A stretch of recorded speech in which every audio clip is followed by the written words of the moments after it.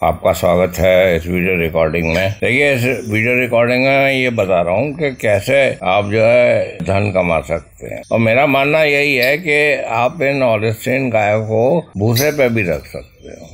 मैं हरिद्वार से प्रदीप जी है, उनसे भूसा मंगा लेता हूँ, जो कि मुझे 300 रुपये का 30 किलो आता है। 10 रुपये किलो पैक्ड भूसा है, उसको रख लेता हूँ। और मेरे पास गाय हैं जो कि करीब 50 से ज्यादा 50 लीटर से ज्यादा दूध देती हैं। एक ग्वाला है, तो मिल्किंग मशीन है। तो इसमें भूसा दाना जो है आप अच्छा वाला ले लीजिए। दाना जो है 12 रुपए किलो भी आता है और 17 रुपए। मैं तो 17 रुपए किलो वाला लेता हूँ और 20-20 लीटर वाली मेरी गाय है। इसके साथ साथ ये भी करता हूँ कि इनको 2 गोली पोटास की देता हूँ, ईस्ट की गोली देता हूँ, 2 गोली ईस्ट की। 1-2 दिन छूट जाता है, ऐसी कोई बात नहीं है। और इनको जो है बहुत अच्छी किस्म का मिनरल मिक्सचर देता हूँ। देखिए, मिनरल मिक्सचर 1 केजी में भी मिलता है और 25 केजी में भी मिलता है। 1 केजी का आप लेंगे तो 200-300 रुपये का मिलेगा, और 25 केजी का लेंगे तो वो 2400 रुपये में आपको 25 किलो, तो वो ले लीजिए। अब जैसे मेरी 4 गाय मेरे पास, तो वो तो मतलब मुझको आधा किलो तो चाहिए ही रोज। तो मैं 25 किलो वाला मंगा लेता हूँ। तो इस तरह से वो पूरा महीने में मैं उसका कर्नाटका का मंगाता हूँ। आप वो MSD से भी मंगा सकते हैं, बहुत सी कंपनियां हैं। आप कैडिला से भी मंगा सकते हैं। वो बड़ा बैग मंगाइए, तो इनको भरपूर मात्रा में वो दीजिए। इनका ये होता है, जितना आप दाना दे रहे हैं तो 10 किलो दाने में 100 ग्राम के करीब मिलाना है आपको। अगर जानवरों को बीमारी हो जाए या दूध कम हो जाए तो 200 ग्राम मिला दीजिए। अगर गाय ब्याई हुई है तो 10 किलो में 200 ग्राम। अगर मान लीजिए आप 5 किलो वो दे रहे हैं, उसे राशन 5-6 किलो देते हैं एक गाय को, तो 150 ग्राम के 50-60 ग्राम के करीब चला जाएगा। दोनों टाइम डालिए, इसलिए दोनों टाइम डालिए कि इसमें विटामिन और मिनरल्स होते हैं। मिनरल्स का तो कोई खराब नहीं होता, तो विटामिन खराब हो जाते हैं। इसको अगर आप दाने में डाल देता हो भी खराब हो जाए, धूप में भी खराब हो जाए, तो उसको बंद करके रखिए और टॉप ड्रॉसिंग करिए। जो भूसा है उसी पे डाल दीजिए। तो इसलिए मैं बता रहा हूँ कि कोई आवश्यक नहीं है। मैं पंजाब से साइलेज भी मंगाता था और साइलेज भी खिलाता था, और मेरा साइलेज खत्म हो गया। मैंने देखा फिर भी ये भूसे पे बड़ी अच्छी तरह, भूसा अच्छी क्वालिटी का होना चाहिए। मेरे पास उसका किसी कंपनी का पंजाब का भूसा आता है, 10 रुपये किलो पड़ता है, वो उसमें बंद रहता है। अपने खोलिए, मेरा एक खोल लेता है उसको भूसे को, तो वो 2 दिन चलता है। ना भूसे को भिगाने की जरूरत है ना कुछ, वो तो ऐसे ही रख दीजिए, वो फटाफट खाती है। अगर आप कहीं से और भूसा मंगाएंगे, उसे धोएंगे, फिर उसका रखना मुश्किल है, फिर वो उसे उड़ेगा हवा में, फिर वो भीग भी सकता है। पर इसमें कोई दिक्कत नहीं होती। तो मैंने देखा 30-30 लीटर की गाय लोग भूसे और उस पर अगर आप प्रचुर मात्रा में मिनरल दे रहे हैं और वो क्या कहते हैं वो जो ईस्ट दे रहे हैं अपनी गाय को, और मैं तो एसिलॉक और देता हूँ, एसिलॉक। और मैं उनका, मेरे पास हीमोग्लोबिन मीटर है, मैं उससे उनका हीमोग्लोबिन नाप लेता हूँ। अगर हीमोग्लोबिन कम है तो मैं उन्हें फौरन से ही हीमअप, कैडला का हीमअप आता है, आप कुछ भी ले सकते हैं, शार्कोफ्रॉल ले सकते हैं, पेरिटास ले सकते हैं। अगर हीमोग्लोबिन कम है तो जो है वो इंजेक्शन भी लगा सकते हैं पेरिटास का।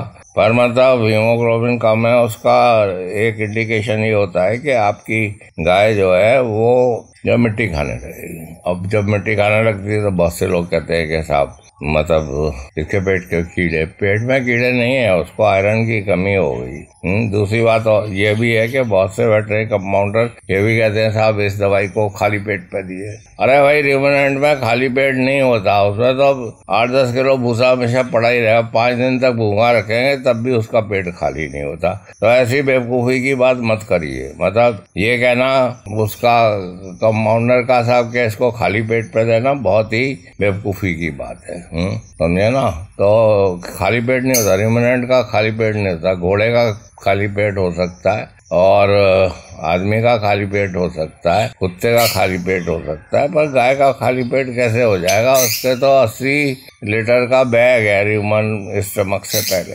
उसमें भूसा पड़ा रहता, सड़ता रहता भूसा वहाँ पे।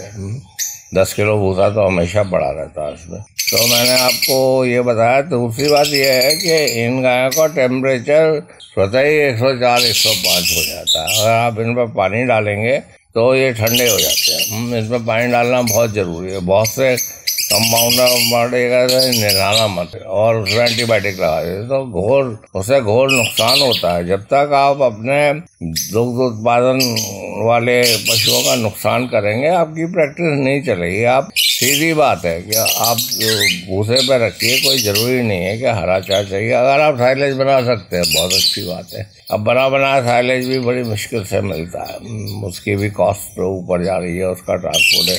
पर ऐसा है, नेपियर का साइलेज लोग बनाने लगे हम। अब नेपियर की गोली भी बनाए, नेपियर का साइलेज अगर आप उसमें थोड़े कार्बोहाइड्रेट डाल दें जैसे शुगर वगैरह, तो उसका साइलेज बना सकते हैं। तो इन्हीं सब बातों का ध्यान रखिए। ऐसा है 20 लीटर 25 लीटर वाली गाय को भूसे पे रखना कोई ऐसा दिक्कत की बात नहीं है। आप मिनरल मिक्सचर दीजिए, एसिलॉक दीजिए, एसिलॉक से उसका पीएच ठीक रहता है, गोबर ठीक रहता है। जानवर का ये इंडिकेशन दो बहुत जरूरी है, गोबर कैसा हो रहा है। अगर उसका गोबर आसानी से उड़ जाता है, पतला नहीं है तो ठीक है। अगर वो मिट्टी नहीं खा रही है तब भी ठीक है। अगर उसका दूध घट रहा है तो फौरन से देखिए वो या तो हीट में आ रही है, या जैसे मेरी 2-3 गाय थी, उनको मैंने एफएमडी का वैक्सीनेशन किया तो उनका दूध घट गया। तो इसलिए कोई भी वैक्सीनेशन वगैरह कर रहे हैं तो मेरोनेक्स और पैरासीटामोल की गोली उसको दे दीजिए, जिससे कि उस पर बुखार थोड़ा मोड़ा है तो उसका ज़्यादा असर ना हो।